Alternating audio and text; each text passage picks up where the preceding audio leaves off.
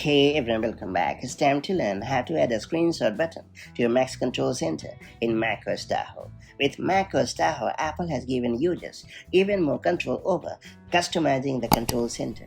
One useful addition you can make is the screenshot button, allowing you to quickly take screenshots without relying on the keyboard shortcuts. So whether you are a content creator, a student, or just need to capture your screen often, adding this tool to the control center is a great way to bolster your productivity and ease of use. That said, let's get started.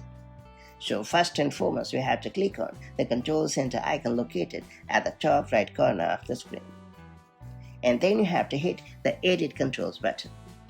In the left sidebar, you have to scroll down a bit and choose the screenshot option. After that, click on the Prefer Screenshot or the Screen Recording button. And then you have to select Add to Control Center option. And then you have to hit the Done button or the empty area of the screen, and that's about it. Going forward, you can trigger the screenshot functionality by just hitting the screenshot icon in your Mac's Control Center. Just like this. Pretty handy, isn't it? And that's how you can easily add the screenshot button to your Mac's Control Center in macOS Tahoe 26 or later.